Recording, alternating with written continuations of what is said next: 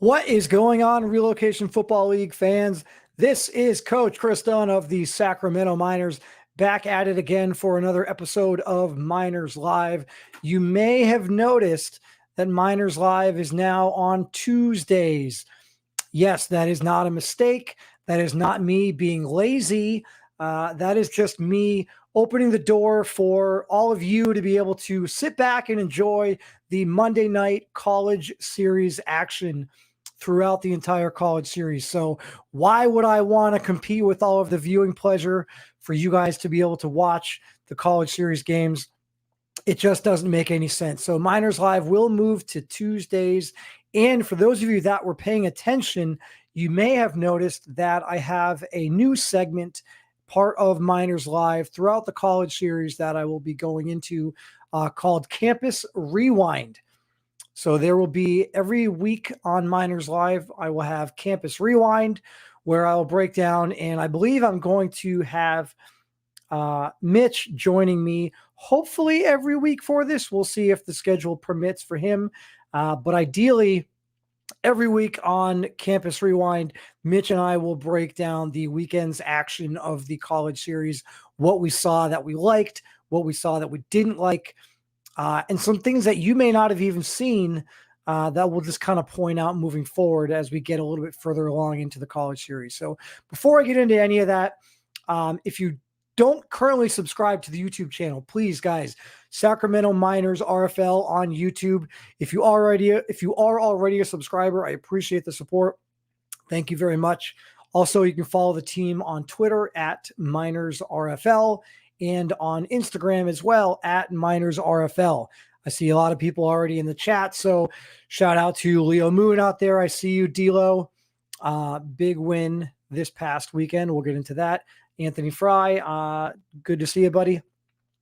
So one thing I want to get into before we get into too much of the weekend's college series action, I like to start off every single show with a little bit of an opening monologue, basically what is on my mind, what is stewing. For those of you that watched the show a couple weeks ago, you saw I was very adamant about trash talk, right? There was so pretty much every show is going to start off with my opening monologue. So for today's show, the opening monologue, really what I want to talk about is wasted attributes, right? The college series is unique. It's very unique in the sense that you get to create players that are borderline unrealistic, right? No one has 99 anything in real life.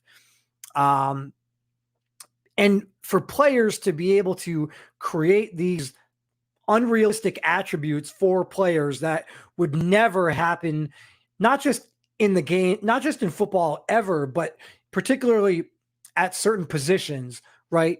So even if you're a tight end and you give yourself 99 speed, it's going to get nerfed down. Now, not everyone might know that. But for example, classic example, I drafted Anthony Fry, and Anthony Fry in the college series had 99 speed. However, Commissioner Smitty nerfed that down to, I believe it was 96. So in the game, in the college last season, Anthony Fry actually only had 96 speed.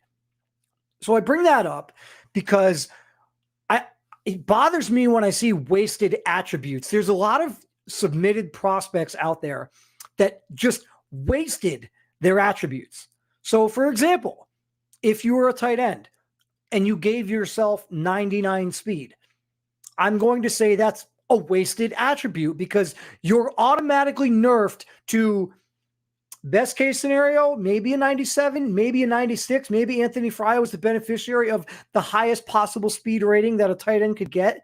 I'm not quite sure what guys like Brady Barman got or any of those other guys, but if you're going to submit a tight end, maybe you didn't know this ahead of time, but don't give yourself 99 speed. You just wasted a 99 attribute. You are no longer going to have any 99 attribute, and you only get one of them. So guys, for tight ends, give yourself, look, I get you might not want to be a 90 speed and there is no 95, right? So you have 199 and then you've got to go to your 390s. And maybe you want your speed to be above 90. Okay, I get that. However, you kind of wasted a 99. So maybe you could have had 99 catching traffic. Maybe you could have had 99 short route running. Maybe you could have had 99 run block if you wanted to be a blocking tight end. Whatever the case might be.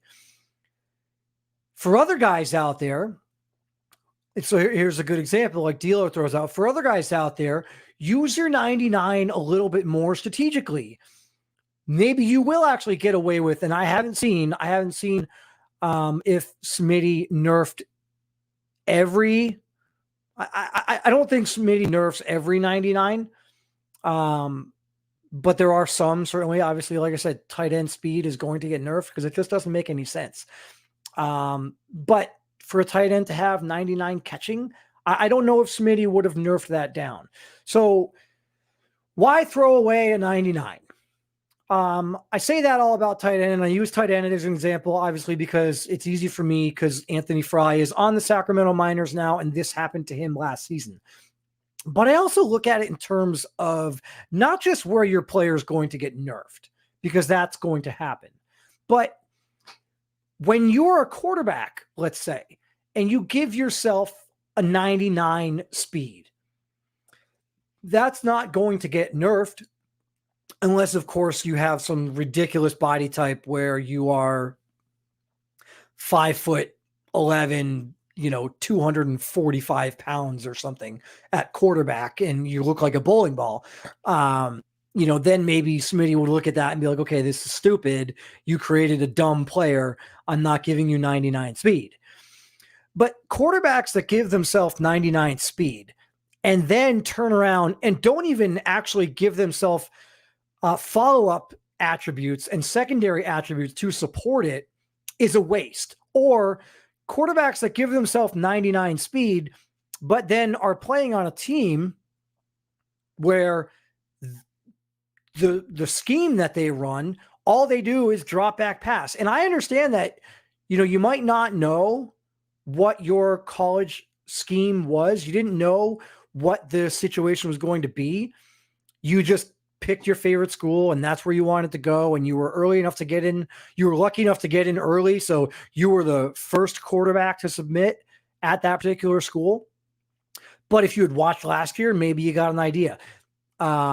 I just think there's a lot of guys. And so when I look at quarterback is the position where there are two attributes that you guys throw your 99 at. You throw it at speed and you throw it at throw power. 99 speed, it's great if you are going to be a scrambling quarterback and you know for a fact that you're going to be a scrambling quarterback. However, if you're 99 speed and you're not a scrambling quarterback, how often are you actually rolling out of the pocket? How often are you actually tucking the ball and running? Rather than give yourself 99 speed, give yourself the 99 throw power. Give yourself 90 short accuracy, 90 mid accuracy, 90 awareness, 85 deep accuracy, 85 throw on the run, 85 throw under pressure. Like those are more carrying stats for the quarterback position. I get that Lamar Jackson is the sexy quarterback and Kyler Murray are sexy quarterbacks, right? And you want to be like them. But the reality is that when you get into the college series, and look, we've only played 1 week. We've only seen every team has played one game. Things can change. But there's probably a lot of you out there right now that are 99 speed, user-submitted quarterbacks, and you had one rush. One time, the entire game, your quarterback rolled out and ran the ball. And you're lucky if you didn't fumble on that one carry when you got tackled. So you're wasting your attributes. You're wasting your 99. I see it all over the place. Some guys, maybe you just don't know which attributes go best for particular positions. That's fine. I'm not going to fault guys for not, diving in deep to the underbelly of Madden and the archetypes and the attributes and knowing which attributes are best for each position. But there's just certain ones that, for all intents and purposes, don't really matter that much. Like when a guy gives himself, I know Mitch, and Mitch is hopefully going to be joining me a little bit later to talk about the college series. I know Mitch is very adamant about not giving a quarterback 99 throw power because it's not necessary. A quarterback is fine with 90 throw power. And to be honest, if you gave your quarterback 99 throw power, when it comes time for the RFL draft, you're not going to have much higher than 85 to 90 anyway. I'd have to look back, but even the best throw power from any rookie quarterback that was drafted in this past RFL draft, I don't know if it got above 90. I'd have to look at what Dwayne Johnson's or what his Dwight Johnson, what his throw power was, but I don't know if it certainly wasn't 99. You're not, the attributes aren't going to carry over directly. So for my money, give yourself 99. Like, I always want 99 awareness. I want all of my quarterbacks to have 99 awareness. We play in a simulation football league. Your player is user submitted, but the game is not user played. So when you're playing at home, awareness for your quarterback doesn't really matter because you are controlling the quarterback. But in the RFL and in the college series, it is 100% simulation. Okay? Give your quarterback the 99 awareness and then give yourself the 90 speed if you really want to have it, because guess what? If your quarterback has 90 speed, he's outrunning 75 to 80% of the guys on defense anyway. You don't need 99 speed. Give your 99 to awareness. Give your 90s to speed if you really must. Give your throw power a 90. And then get into the stats that matter for the quarterback position.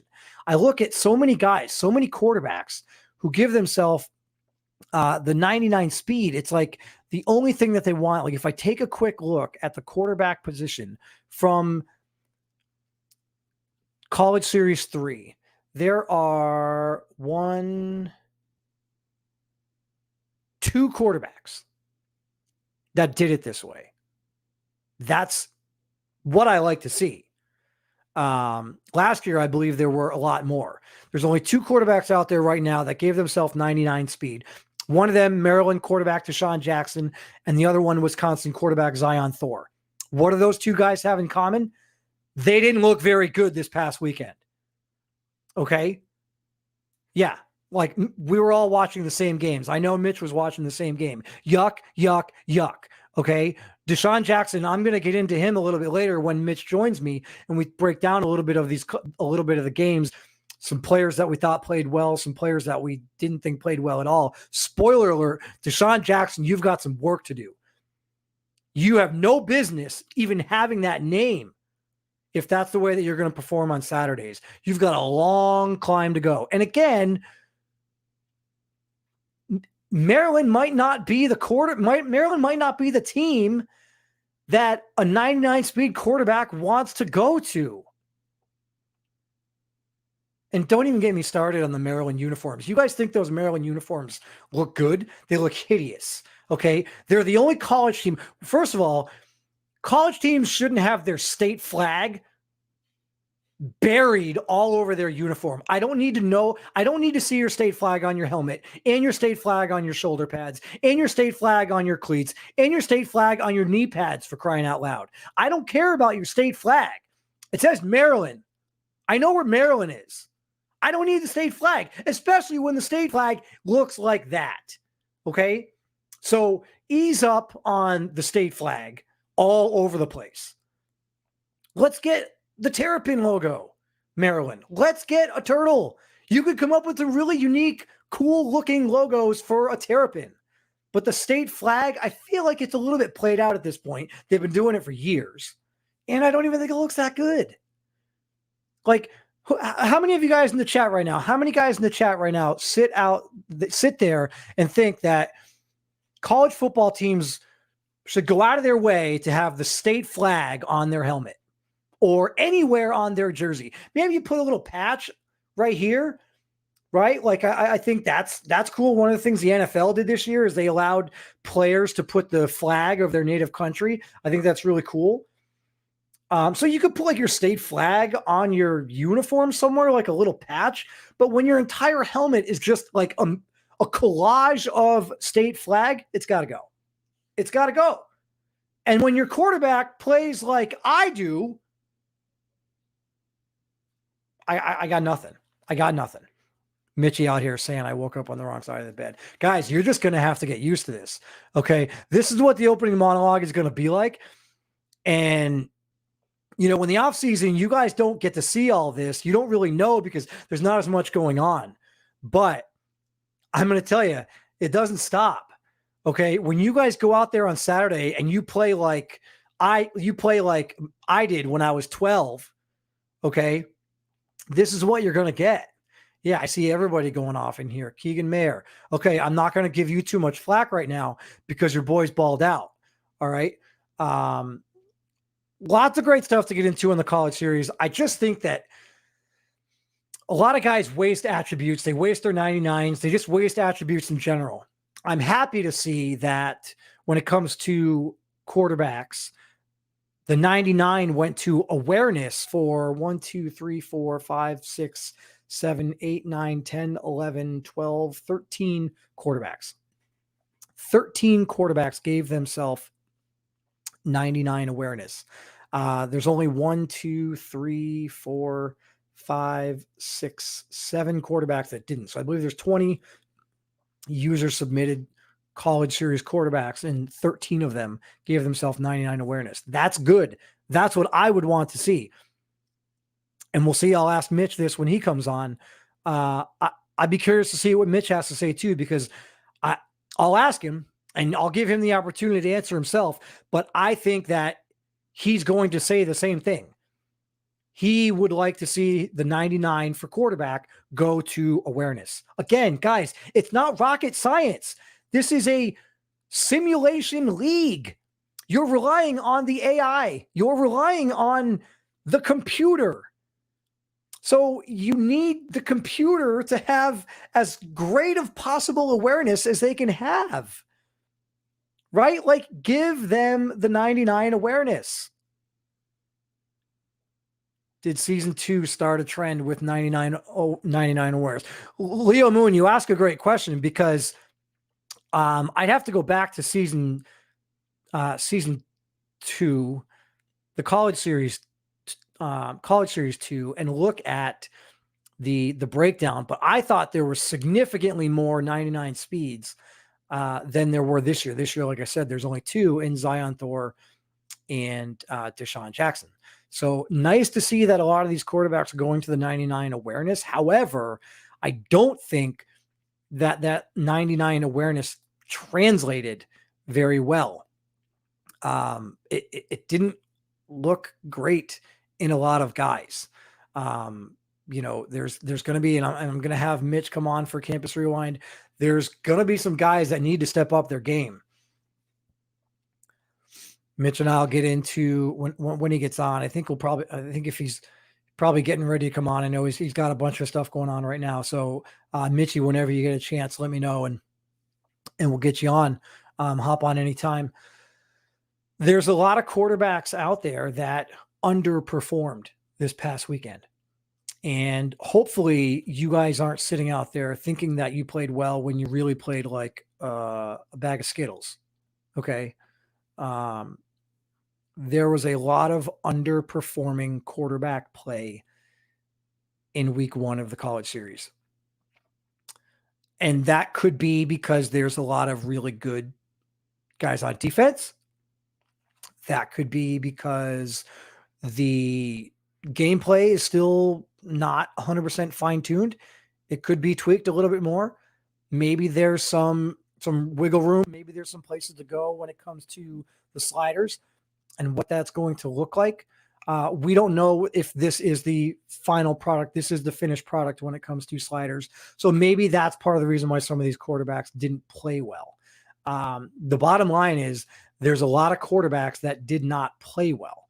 And so I guess, to segue into this Campus Rewind again, every week, Tuesday nights, 8 o'clock on Miners Live, Campus Rewind, we will break down the weekend that was in the college series, leading into the RFL Live podcast tomorrow night, where they'll go into a lot more in depth on the box scores and all that stuff. So, without any further ado, I want to go ahead and bring on my good buddy Mitch here, so we can kind of break down the college series, Campus Rewind. Mitch, welcome to the show, buddy. How you doing? Yes, sir. Finally made it on, and I'll throw my show in, which will be Thursdays, which is the 307 Film Room. So I'll also be breaking more stuff down, even more, with obviously with Smitty, Bill, and Rob doing it on Wednesday night. You'll be the Tuesday show, and I'll be the Thursday show. We got it locked up. Yes, sir. We got it locked up. All right, so let's just get into it, right? I mean, you and I talked a bit over the weekend. What were your initial thoughts about week one of the college series? Great week of football. Lots of defense. Some quarterbacks making mistakes. Some unknown quarterbacks absolutely balling out.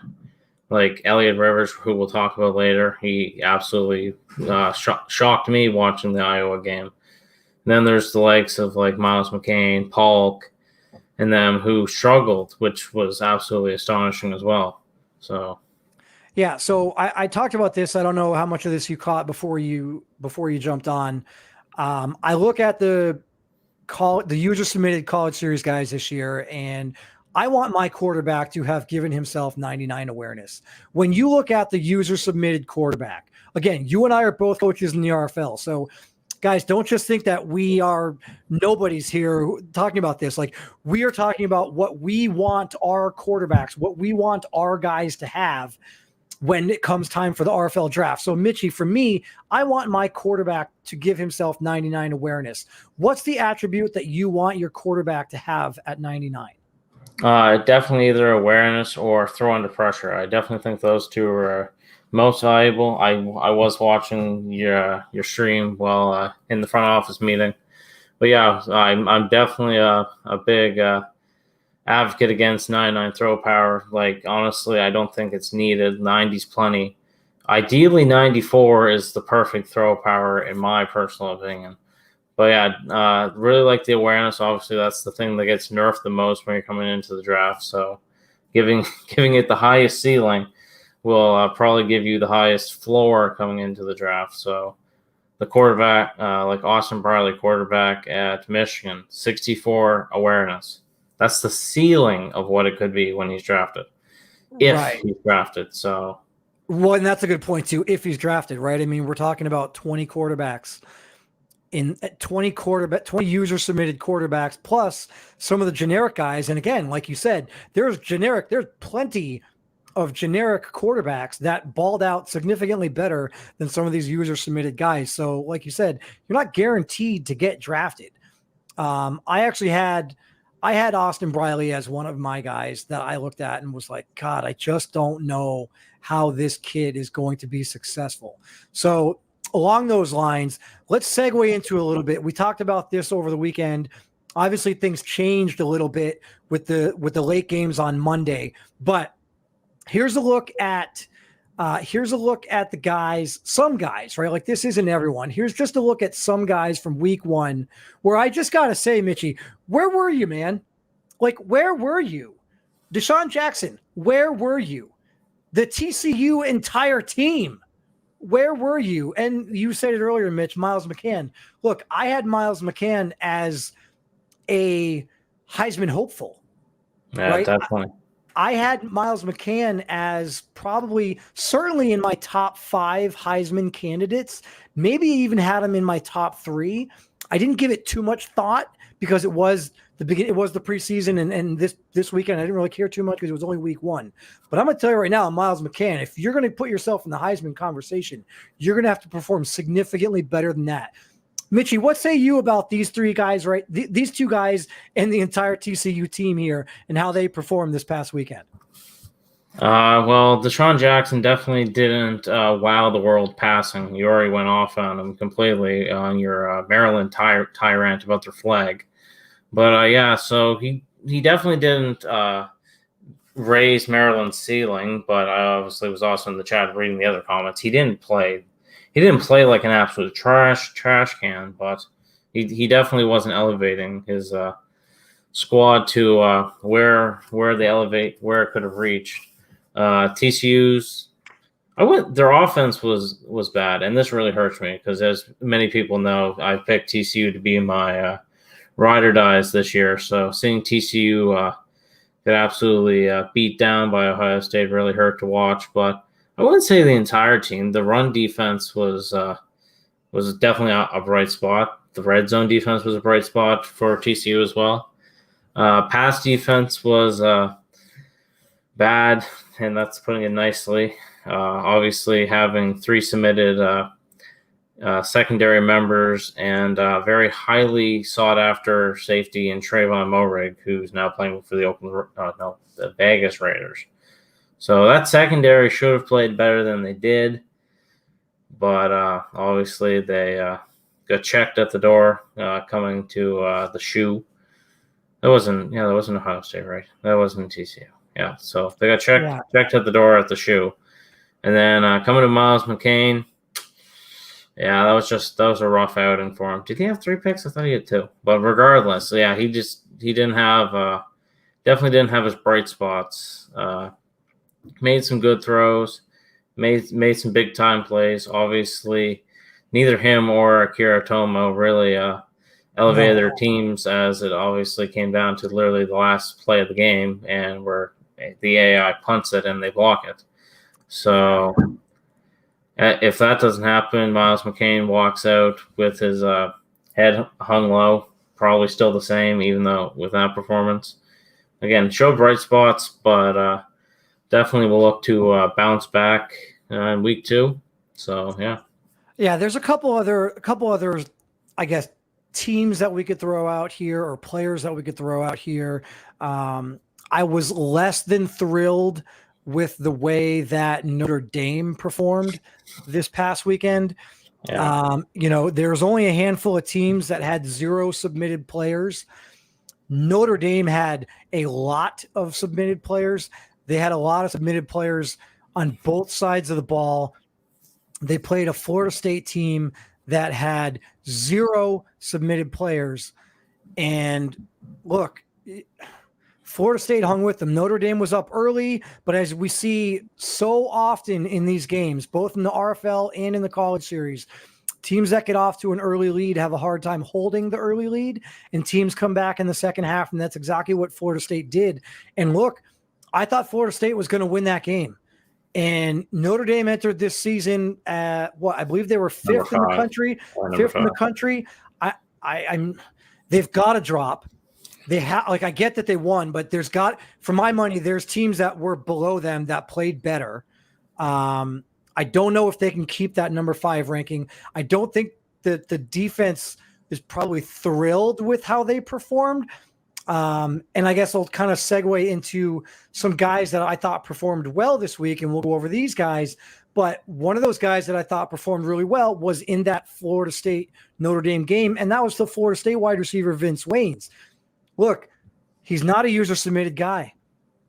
By all accounts, this is a generic. Mitch, we don't know 100%. We know that Vince Waynes is not actually a wide receiver at Florida State. So we're kind of under the assumption that Vince Waynes is a generic. We have not received the full list of who the generic players are. And so once we do, we'll have a little bit more detail and a little bit more in depth on those guys. But we believe that Vince Waynes is going to be an RFL eligible prospect.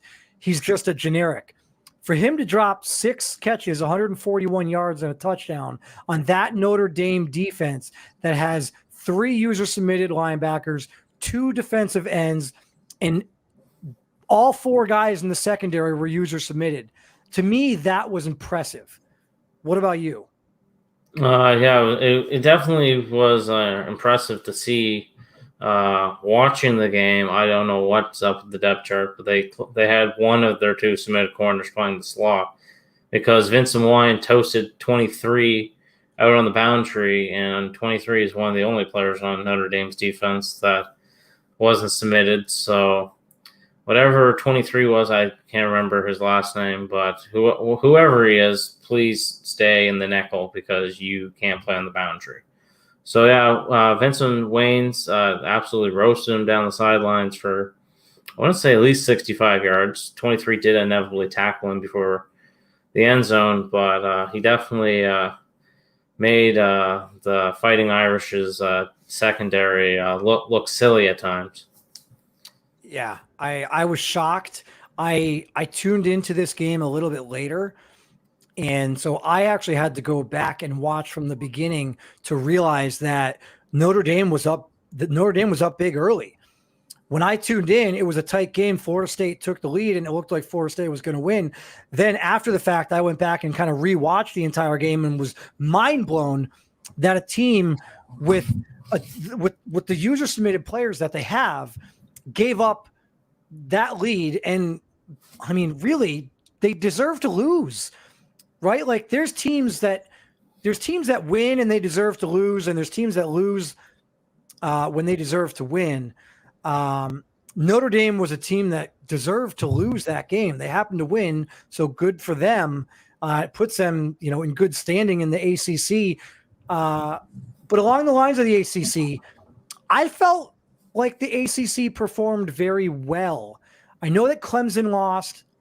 Florida State obviously lost to Notre Dame. UNC, that was a tough one against Baylor. They got the victory. I thought the ACC looked really good. Maryland lost. And Maryland lost. Well, Maryland's not in the ACC. Maryland's in the Big Ten. Are they? Yeah, Maryland's in the Big Ten. They moved. Okay. I'm gonna go check my.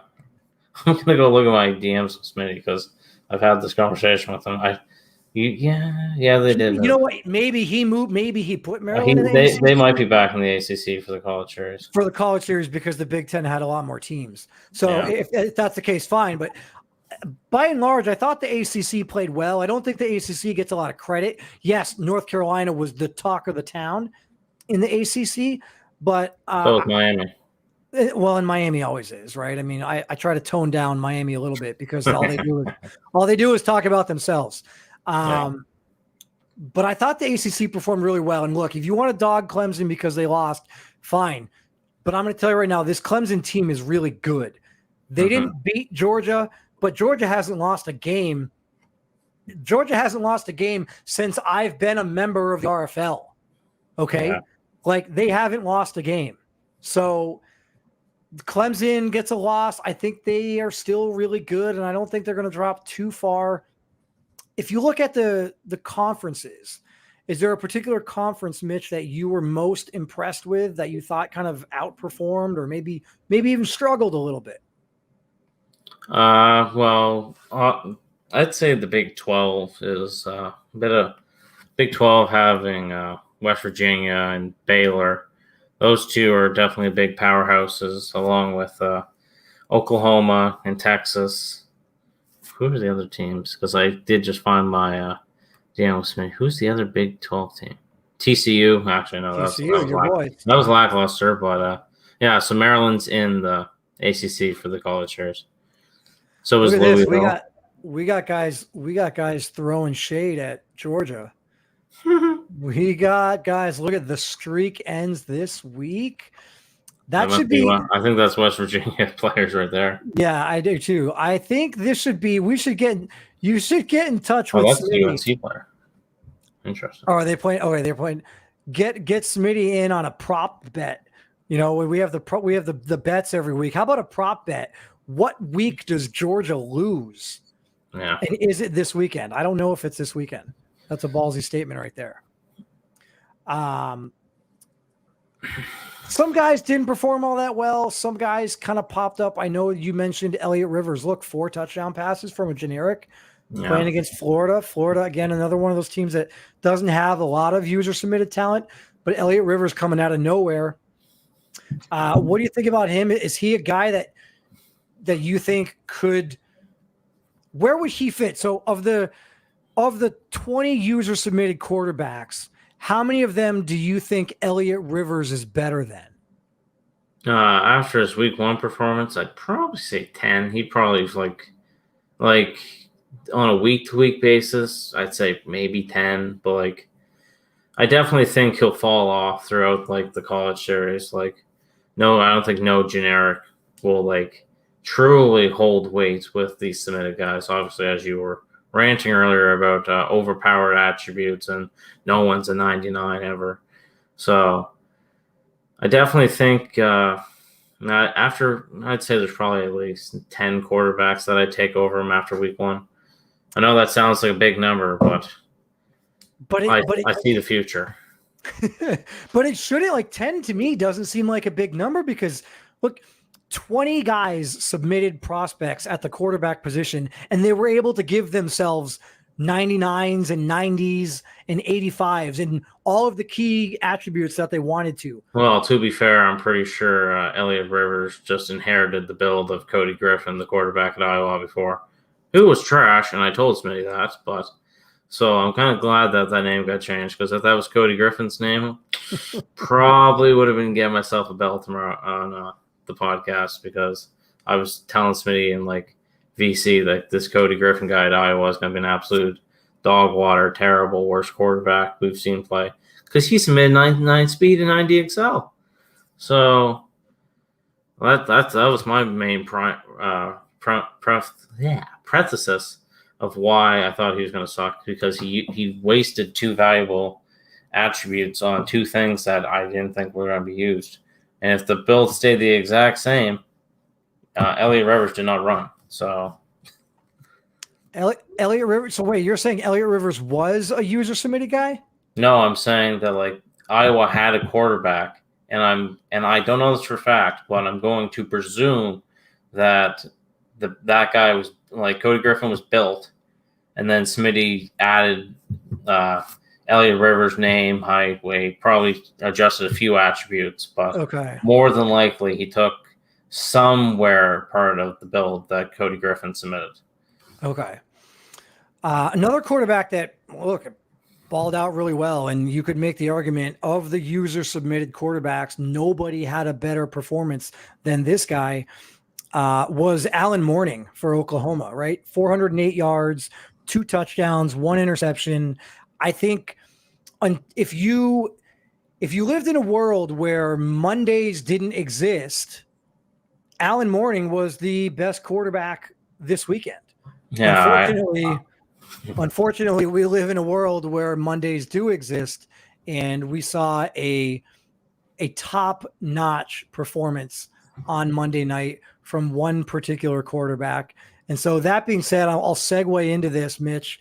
This is our offensive player of the week right here. Offensive player of the week for Campus Rewind week 1, Monty Wyatt, 27 of 36, 456 yards passing. And again, I know this has to feel like it burns a little bit more for you, Mitch, because you did speak so highly of TCU, and I know you were really excited about what the Horned Frogs were going to bring to the table.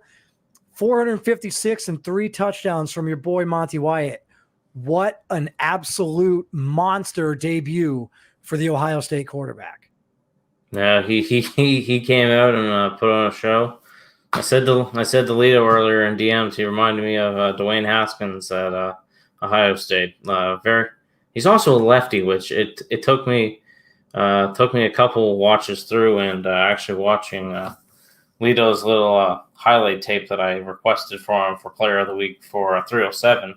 Oh yeah, breaking news! He's 307 Player of the Week as well. So yeah, I was watching Lito's little highlight tape they made for him, and halfway through it, I'm like, he's a lefty. Yeah. So what are your thoughts on lefty quarterbacks? Me personally, I don't know if it matters as much in terms of Madden and the actual gameplay. I think more than anything, it's just aesthetic. I don't really like the southpaw quarterback nearly as much as I do the right-handed quarterback. And I don't think it really matters as much, like I said, because awareness is awareness, and the attributes are going to be the same whether you're righty or lefty. I just think that the ball looks cleaner. The guys roll out better to the right than they do the left. What do you think on anything there? Do you have strong opinion either way about a righty or a lefty quarterback? Well, obviously, a good majority of the RFLers are righties, and Right. I think Monty Wyatt might be the next best left-handed quarterback. But I do think what hand matters because after watching the very first game of the college series, Rocky Franklin's also a lefty, and he struggled. Like he was spinning around like a top in the pocket because he'd roll out to the right and then have to like contort his body over to the left to throw. So obviously, Ohio State ran bootlegs to the left side, so I want to say the playbook knows that he's a lefty, but the play calling definitely gave him the opportunity to excel as they gave him bootlegs to the left and not the right. So I have no proof in the pudding that the playbook knows he's left-handed, but Right. it definitely showed that he can be probably the next one.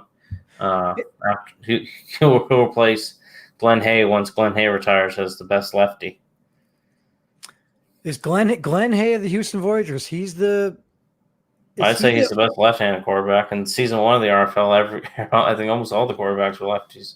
And Smitty inevitably changed half of them because I think it was like 12 of 16 starting quarterbacks were left-handed. It just looks kind of ridiculous. Like there aren't that many in real life. It's not exactly. realistic. There's like maybe one every like 8 years, and maybe they probably don't even make it. The last NFL quarterback that was a lefty before Tua was Kellen Moore, and he's now the offense coordinator of the Cowboys. Yeah.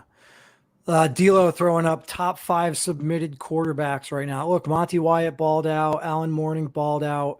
I think Jack Wargo played really well.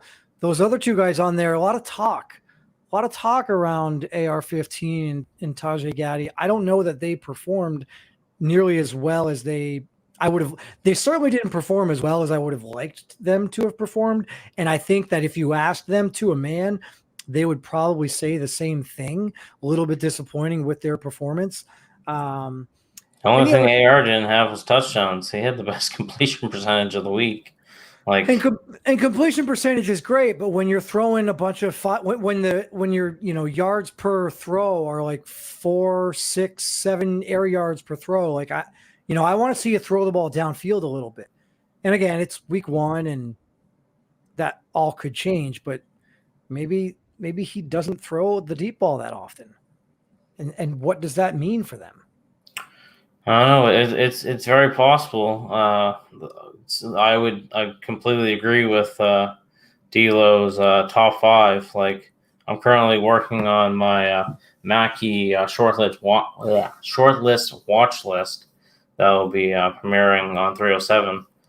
But definitely those 5 quarterbacks are going to be on it. Alan Mourning was going to be number 1 until Monty Wyatt decided to play football. Right. Yeah. In a world where we have no Monday. Yeah. Alan Mourning. Sorry, man. He also recovered a 50-yard fumble. He also recovered a fumble and took Cribder for 50. His wide receiver the quarterback. I was like, what? His wide receiver got blown up. It's on Instagram. It's got over 1,000 views. But yeah, his wide receiver got blown up by the linebacker. He runs over, picks up the ball from like the 50-yard line, and takes it to the house. That's fantastic. All right, so for those of you that missed it, congratulations, Ohio State quarterback Monty Wyatt, Offensive Player of the Week for week 1. Anytime you put up 456 yards and 3 touchdowns, there's a 95% chance that you are going to bring home Offensive Player of the Week. And if you don't, then you're probably going to be Offensive Player of the Week. I can't have a guy putting up those numbers and not winning Offensive Player of the Week. So congratulations to Ohio State. Congratulations to Monty Wyatt. Really looking forward to see what the Buckeyes can do. For my money right now, they might be the number 1 team in the country. Georgia's probably going to get that spot, but Ohio State looked really, really, really good. Moving over to the defensive side of the ball, week 1 Defensive Player of the Week. There was a lot of guys that really performed well. Defense is a little bit harder to judge because you don't always get to see what the guys are doing on every single play. You don't always get to see that the guy is smothering in coverage. And if he's not swatting balls away, then it doesn't show up in the stat sheet. So you don't always get to see that stuff. But one thing you do get to see is you do get to see big hits, big tackles, tackles for loss, interceptions, touchdowns. And when you got a guy on defense that does that, that's going to win you Defensive Player of the Week. So congratulations, Alabama middle linebacker Tyler Cage, 8 tackles for loss, 8 tackles, 2 for loss, 2 interceptions, and yes, one of them to the house for 95 yards. Yeah, and not of the cheap variety either. For him to outrun the field, basically, looked like a thoroughbred running the Kentucky Derby, just pulling away from the pack. Tyler Cage, congratulations, Mitch. I know that you were impressed with his performance. What was this, last Thursday? Yeah, Tyler Cage really put on a show. And I was like putting the Discord out on Thursday night that when I was talking about the linebacker preview in that podcast and I got to Tyler Cage, I predicted that he was going to be nice. And my prediction definitely lived up to its hype. To quote Rob after the game, I never thought I'd see a linebacker that was better than Jacob Reed and Charles Turner. So, Tyler Cage is just a specimen amongst men. Like, he's the Greek god of linebackers. Like, it was crazy to watch him play. Like, if Jacob Reed went 3rd overall in the draft, where does Tyler Cage go? Like, obviously he has to continue his performances, and we're only judging him off of his first week, but that first week's definitely got Tyler Cage's name circling around the country as the best middle linebacker. And I'm very, very thankful that I pinged him like 15 times on check-in day, because he was very, very close to being cut because he just didn't have the work schedule. Smitty put the ping out at like 2:30. He clocked in at work at 2:00, got off right when check-ins closed, and just made it in by the hair of his chinny chin chin. Yeah, right.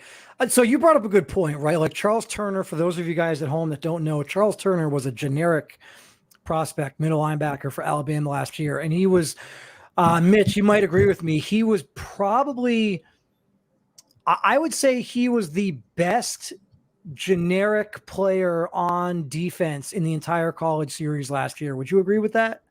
Either him or Mike Crowder, but I definitely would give it to Charles Turner since Mike Crowder had 82 speed. Yuck. Yeah. Charles Turner was fantastic for Alabama last year, and Jacob Reed was obviously the best linebacker in the college series. But so you bring up a good point. Like, we're talking about a guy here that's basically created over Charles Turner, probably. Similar to what Charles Turner would have been built over.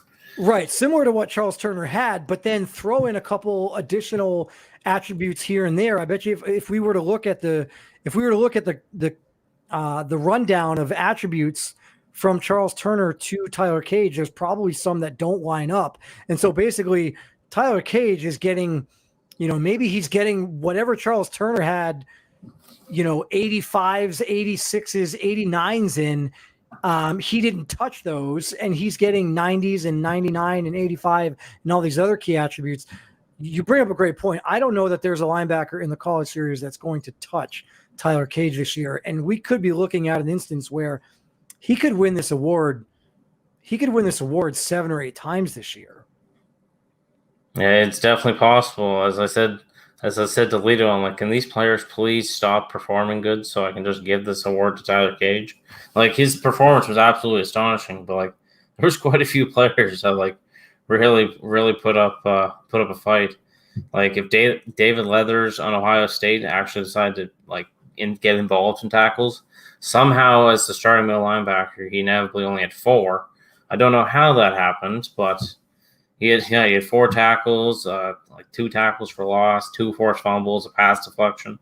So like, if he had pulled up 13 tackles, he would have definitely had an argument to compete with Tyler Cage. So I was very thankful that he decided not to tackle against TCU and just let his teammates do the work.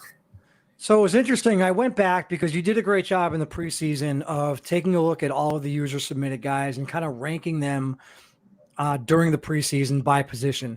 And so I went back earlier this week in doing some prep for the show, and I looked at some of these linebackers to see where you had them ranked preseason, and some of the guys' names that sort of leapt out at the page for me in watching games this week. And I was kind of surprised, right? Because you look at some of these guys, and apologies that Mitch made this graphic so small that it doesn't fill up the full screen here. But some of these guys up here didn't. Tyler Cage right there towards the top. Obviously, there was only 2 guys that had higher overall grades based on your grading scale than Tyler Cage. So not a big surprise to see him perform the way that he did. But some other guys up here that just kind of didn't show up all that well. You mentioned David Leathers, but some of these guys at the top didn't perform nearly as well as Tyler Cage. Some of the guys at the bottom that I thought actually performed really well. Look, we saw Alvin Mack in Alvin Mack. Yeah. Alvin Mack is coming in here. This is number 19, basically, on your list of top 20. And I'll tell you right now, if you were to redo this list, Alvin Mack would not be number 19 out of 20 on that list. That boy played really well. And that boy, my grading scale was off of just their submitted attributes. So, yeah, if I came in with my more warm-hearted personal opinions, Alvin Mack probably would have been higher, and some other players would have been lower. But just the attributes that I valued when I was doing upgrading, obviously we see Drew Falk up at the very top with the 92.75. Really good build. He hit every attribute that I wanted. He didn't touch anything physical, which will probably be his greatest downfall, as he inevitably only came in with 83 speed. Only 83 speed. So it's not the most amazing speed, but it's serviceable. So he's probably still going to be a good linebacker. He made a really good. I can think of at least one amazing coverage play that he made against UCLA, that he absolutely just locked up the running back and made a diving pass deflection. So that's one instance that I can think that Drew Falk played really good, but. Otherwise, yeah, obviously Tyler Cage was an absolute freak nature. David Leathers laying the boom. Alvin Mack had a really good game. Tank Frost for UNC had a really good game. For sure.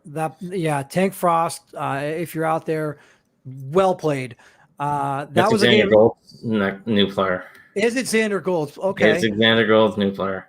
So I tried, and I might still, because I believe Xander Gold went undrafted, didn't he? Yeah, no, yeah. I've already had that conversation. He likes the city of Portland. I was gonna say I threw a flyer on him. I almost drafted him in the 7th round just because I wanted to be able to have Xander Gold as part of the Gold Rush. The Gold Rush, yeah. So I was it didn't quite work out. And in free agency, well, looking back at the fullback I drafted, I'd much rather have taken Xander Gold with that pick instead of taking a 61 overall fullback. But you had to go that fullback. I don't have. Look, I'm not going to say much about you and I in the draft because I know we've talked about this a bunch. Yeah, I took a lot of your players. I had I know for a fact there were 2 that were right in front of me, and I believe there was another one that was about 5 or 6 picks in front of me. So in the end, it all worked out. I'm super thrilled with my draft class. I know. Yeah, you got the 4th grade draft class. I got the 27th. So yeah. But you went to the Reload Bowl and I didn't, so we'll see. That's also true. Trust me, when we regrade my draft in a couple years, it will not be 27th. All right, we'll do that. We should totally do that. Mitchie, I appreciate you coming on. Hopefully we can do this every week. If you can clear your schedule for Campus Rewind every Tuesday as part of Miners Live, I'll bring you on and we'll break down the college series collectively. I'll definitely be available as long as I'm at an RFL meeting. There you go. Guys, if you have any questions about anything, mark your calendars every single Tuesday night at 8 o'clock, Miners Live. You can watch the show live on YouTube by going to Sacramento Miners RFL on YouTube. You can also watch live on Twitter just by going to the Miners RFL Twitter page at Miners RFL. All you have to do is go to the profile page and it's right there at the top. You can watch the show right there. So again, Mitchie, thanks for coming on. We'll do this again next week as we break down week 2 of the college series in Campus Rewind. Thanks again, buddy. No problem. Thank you for having me on, and I look forward to coming back next week. All right, man. We'll talk soon. Talk to you later. All right, bud. So there it is. Campus Rewind for week 1 is in the books. You saw some guys that popped off a little bit. You saw some guys that underperformed. Look, I'm just going to tell you, you guys might not like everything that I have to say. And if you perform well, you might love everything that I have to say. But one thing holds true.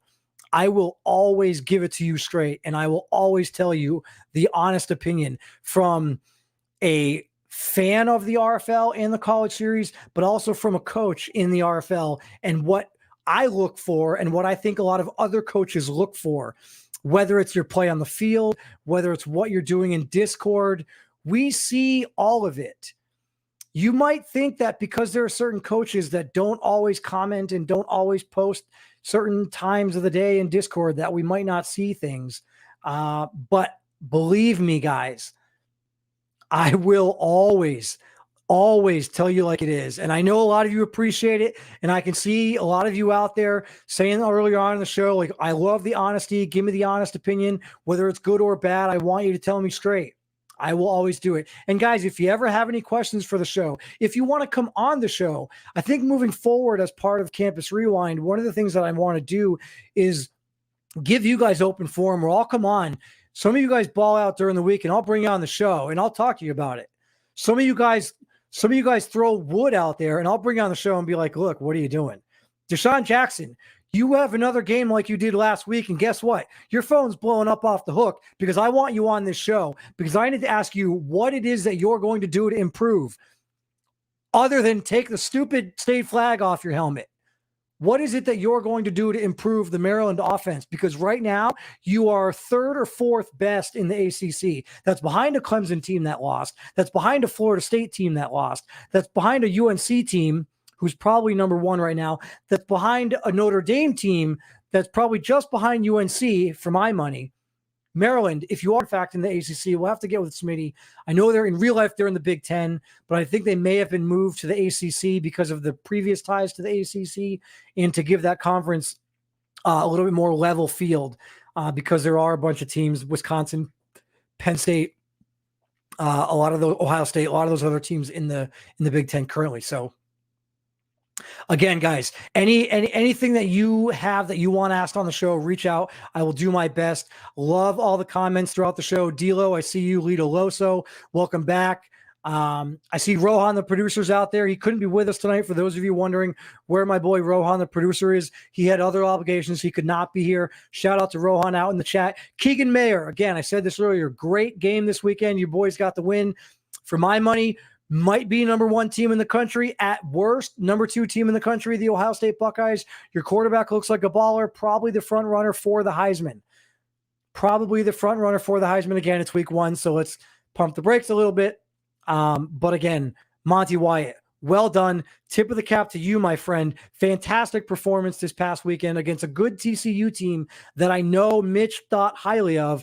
And so it hurts him to come on here and talk about how much they got absolutely blown up. I mean, they got blown up. Final score 33-10. They basically went to the woodshed. Grandpa took his belt off, and they bent over and said slap. 33-10, thumping Ohio State puts on TCU. They're going to have to bounce back.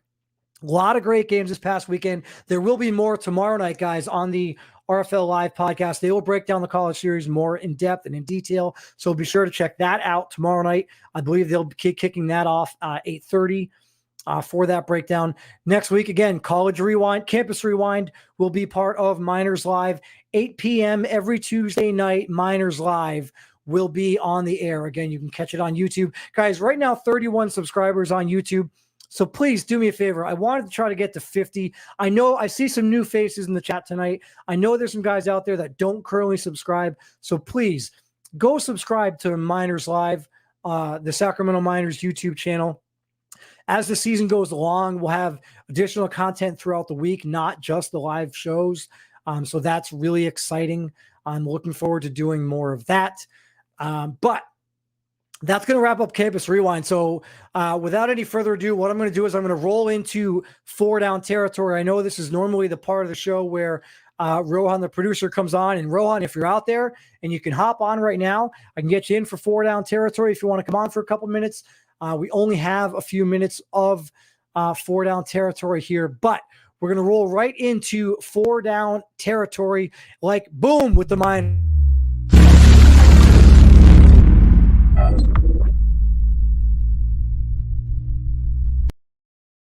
All right, first down in 4 down territory. Who has the best fan base in the RFL? Many of you guys might be new to the RFL in terms of the actual RFL because you're a new member of the college series, haven't had a chance to watch much of the RFL. Who has the best fan base in the RFL? This is a tough question. And again, these aren't questions that I pose. For those of you wondering, 4 down territory are 4 topics, 4 questions, 4 things that are brought up by Rohan the producer or other guys that are thrown out to me as part of the final ending segment of the show. Who has the best fan base in the RFL? I already see guys out here with thoughts on this. Cougars or Celtic Tigers. Look, you can say Celtic Tigers, but that's really because of Smitty. And if you say Cougars, then that's really because of Mix. So I'm offended because now I expect Gold Rush, hashtag Navy and Gold, hashtag Miners, hashtag Snagramento, hashtag Sacramento. Because if you're going to give Smitty love, because he is the leader of the Celtic Tiger fan base, and it might be because you guys hated on him so much that he felt the need to defend them, and that's fine. But he is certainly the Celtic Tiger trombone player, if you will, for the fan base of the RFL. The Cougars are certainly up there. I'm not going to say that the Miners are up there. I wish that they were. I hope that they are. That's part of the reason why I have the show. That's part of the reason why I interact with you guys like this, give you the opportunity to come on, talk about whatever it is that you want to talk about. I think that the Miners could be that maybe next season. I think the Snowhawks have a pretty good fan base. Look, they went to the Relo Bowl. Mitchie does a lot for the league. I'm pretty sure that they've got a pretty good following. I don't know who the best fan base is, but I think those are 4 really good ones. If I had to throw myself in there, I would say, the Snowhawks are up there. I'd say the Cougars are up there. The Bill, obviously, with the Explorers, but I think more people like to hate the Explorers than they do actually root for the Explorers. So I don't really know that the Explorers have that much of a fan base as they have as much of guys rooting against them. And look, that could be just part of Bill's MO, and Bill loves that. He wants guys to root against him. He loves the haterade. Drink it all you want. He doesn't need you to be a fan of his team. He's just going to go out there and put a winning product on the field and go to the Relo Bowl 2 years ago, 1 win away from the Relo Bowl this past year, number 1 pick in the draft. Like, you can hate on him all you want. I hated on him when the trade was made and he got the number 1 pick in the draft. But at the end of the day, they're a great team. So first down, who has the best fan base in the RFL? Those are some good ones. I can't really pick one individual team or one individual fan base. Second down, one RFL rule that you would change. So I know a lot of you guys don't know this, but the coaches actually have a separate chat with the league front office where we are able to throw around ideas, throw around topics, things that we might like to implement in the RFL, things that we would like the front office to think about and comprehend for seasons upcoming, rule changes, all sorts of things that could be beneficial to the league. And we throw these ideas out there, and 90% of the time they get vetoed. It really comes down to whether or not Smitty thinks it's a good idea, whether or not we have the bandwidth to be able to do it. There's a lot of things that go into it. It's not just as simple as, yeah, that's a good idea, let's do it. One rule that I would change personally within the RFL is I think that if you are a coach and you created a player, you should be able to either one of 2 things should be able to happen. You should either be able to draft your player because you're not able to make that player better, or you should be able to make your player better, which doesn't really make any sense because if I created, Chris Dunn Jr. as a college series prospect, and then he got drafted to the Portland Snowhawks, I don't really want to necessarily make that player better because I might go against them in the Relo Bowl. And why would I want to lose to my own guy? I do think that coaches should be able to draft their own players. But again, there's obviously the issue of, well, then do you play favoritism? Do you start your guy just because it's your player when he has no business starting? I completely understand why you're not able to draft your own player if you have him created. And I completely understand why you're not able to boost your player attributes. And really, why would you if he's on another team? But I think that's one rule that has been thrown around in the past. It's been vetoed several times. I don't think it'll ever happen. I think it would be kind of cool for some guys. Not everyone has their own created player.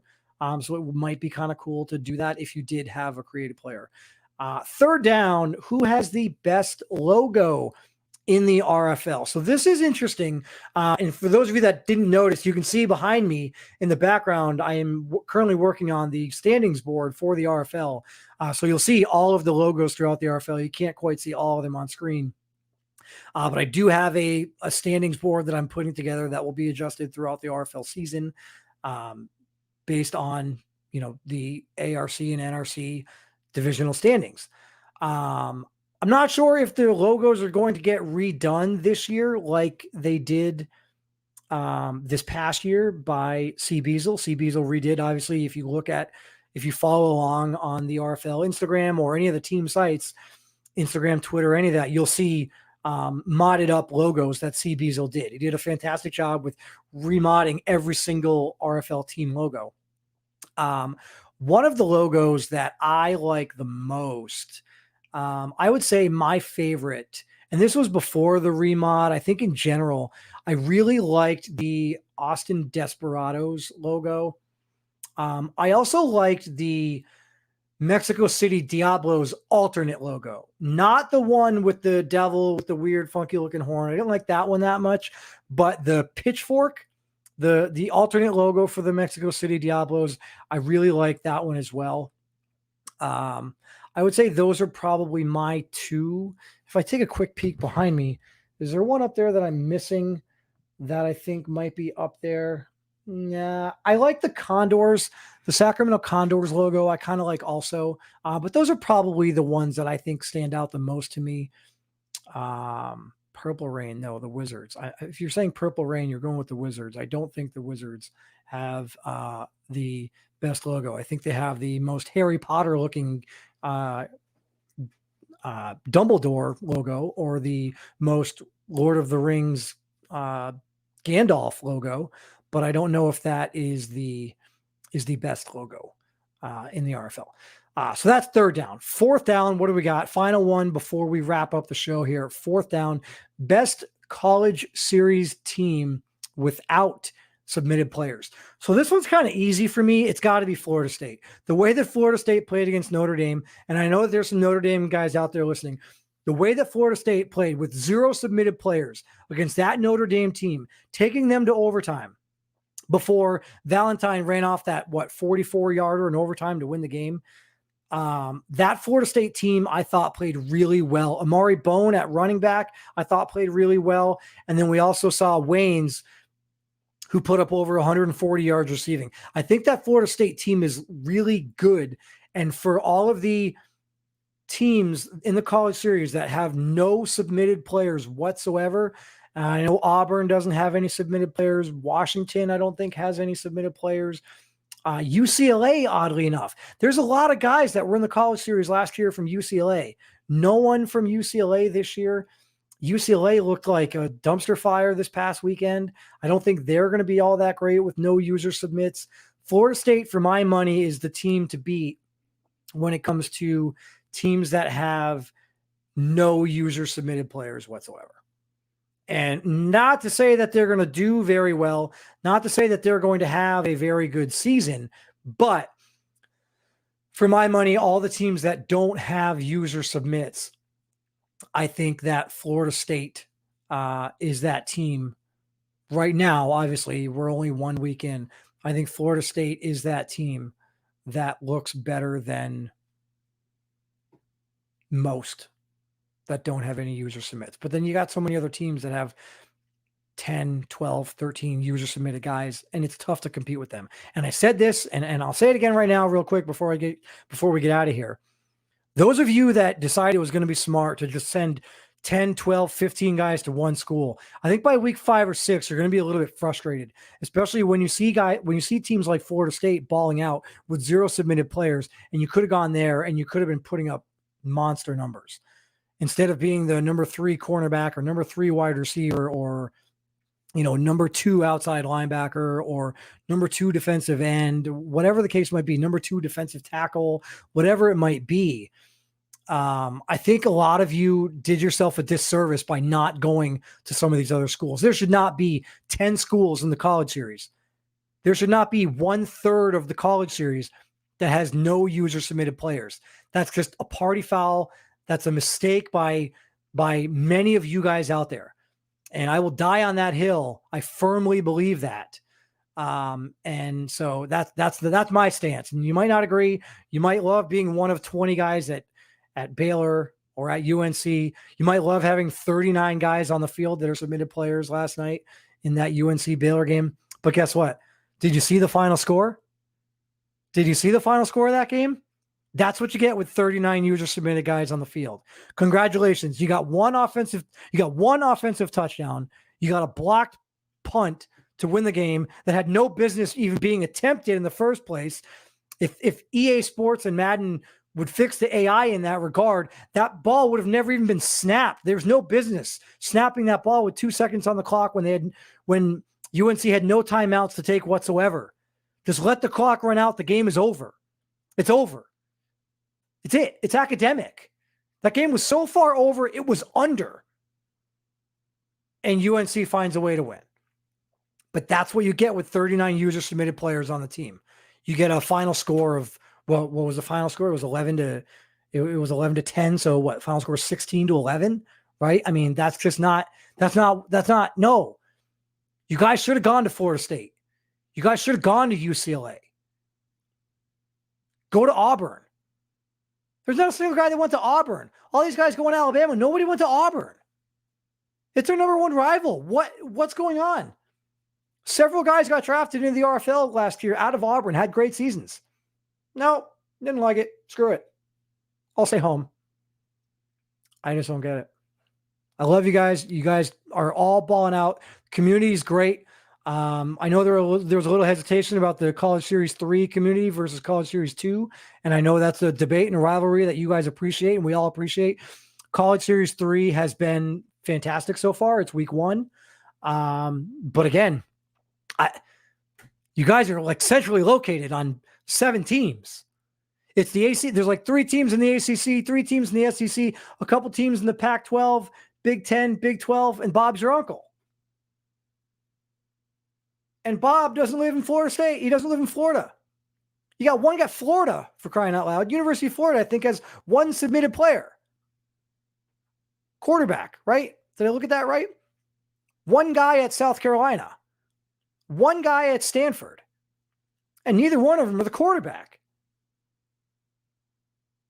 So, I don't know. I'm probably going to be going off on that one throughout the entire season. But again, I digress because I want to get you guys out of here. Thanks again, everyone. If you have not subscribed to the YouTube channel yet, please, please, please do so. Like I said earlier, 31 subscribers right now. Really would like to get to 50. I wanted to get to 50 before the college series started. I didn't get there. You didn't like that, Chris. I really enjoyed that game.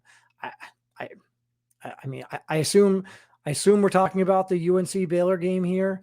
I enjoyed the block punt because it's the first one that we've seen in a long time. I don't think we saw one throughout the entire RFL. Miles McCain was a Heisman front runner for me. So did I like the game? Yeah, I liked the game. But watching Miles McCain was difficult. It was hard to watch. Mitchie put out his top 10 wide receivers for the college series prior to the season starting, and 3 of them were on UNC. Miles McCain found 1 of them for a touchdown, but then he also found 3 Baylor guys for interceptions. Like, that's not going to win championships. Miles McCain, you got to show me something. Show me something. Because that wasn't it. And there's a lot of guys. Deshaun Jackson, I know I went off on him. Show me something. Show me something. Give me a reason, right? Give me a reason to put your name on this list right here. I see you, man. I see you, Vince Waynes. I see you, Elliot Rivers. I see you, Euro Winbush, 24 carries, 163 yards, and a touchdown. Get off me. I see you, Euro Winbush. But where are you, man? Where are you, Deshaun Jackson? Half the entire TCU team at times. And Miles McCann, where are you? I don't want to put you guys on this list. You do this to yourself. You make me put you on this list. Give me a reason to hype you up. And I will do it. I will have you on the show and hype you up. I will be your bandwagon. You can preach. I will turn it over and you can shut me up. Give me a reason to shut up because you balled out. But if you don't ball out, this is what you're going to get. You're going to give yourself 99 speed and then you're going to have 2 rushing attempts? Guess what, buddy? You are thrown under the bus. And I don't mean the bus that's hitting you at middle linebacker, forcing you to fumble the ball because you gave yourself terrible other attributes. Start the show by talking about using your attributes wisely. Don't waste your attributes. I'll finish it the same way. A lot of you guys wasted attributes in certain areas, and I think that's what we're seeing so far. I think that's what we saw in week 1. A lot of you guys like, I don't understand. I thought my player was perfect. Yeah, that guy had 93 overall. You gave your quarterback 99 speed, and it's not a running team. It's not a quarterback running team. They don't roll out. They're a sit-in-the-pocket play-action team. What good is 99 speed on a quarterback when they run a Tom Brady-style offense? Like, think, McFly. Think. That's not rocket science. That's not going to win. That's not going to win anything. That's not going to win a game. That's not going to win the conference. It's certainly not going to win a natty. And you're not going to get drafted. There's a lot of guys out here who ain't getting drafted. Nope. I'll come up with a list. You guys want to come up with a list of guys you think are going to get drafted from the quarterback position? I'll come up with my list of guys that aren't getting drafted. We'll see what happens then. Better go to Oregon with that 99 speed QB. You know what, guys? There was a quarterback for Oregon, user submitted quarterback for Oregon, 99 throw power, 90 speed. Jack Wargo. Guess what? He played pretty well this past weekend. The same cannot be said for a lot of these other guys. Week 2 will be different. You guys will get a chance tomorrow night on the RFL Live podcast to see the week 2 schedule. We'll also get a chance to see the new rankings. For my money, I've got Ohio State, number 1 team in the country. I've got Georgia, probably number 2 team in the country. And then at that point, I haven't really thought too deep into it. Mitchie and I, as we go through Campus Rewind, we will do our top 4s every week. Once we get to about week 4 or week 5, we'll probably do our top 4 teams in the country. And it's not going to be based on, it might not be based exactly on record, which a lot of times is what the college series ends up based on, because you kind of have to go by the file a little bit in that regard. But we'll see what those teams look like as we get a little bit further along, week 3, week 4. But again, really appreciate the love, really appreciate the support. If you guys ever want to come on the show, reach out at Miners RFL on Twitter, at Miners RFL on Instagram, the YouTube channel, Sacramento Miners RFL, Chris Dunn. Be sure to hit that subscribe button every single Tuesday night at 8:00 Eastern time for Miners Live. We'll be on the air. Campus Rewind will be a part of Miners Live. And then 4 Down Territory. Hopefully we can get Rohan the Producer back next week. Otherwise, we'll see what we can do, try to move some things around. But really appreciate the time here, guys. Be sure to check out RFL Live tomorrow night, not next week, tomorrow night, RFL Live, where you'll get more in-depth box scores on all of the games from this past weekend, the schedule, upcoming rankings with Commissioner Smitty, Rob, Bill. They will take you through the entire RFL Live podcast tomorrow night. That's it for me tonight. Thank you again, guys, for tuning in. Until next week, this is Coach Chris Dunn of the Sacramento Miners signing off for another episode of Miners Live. Take care, everybody.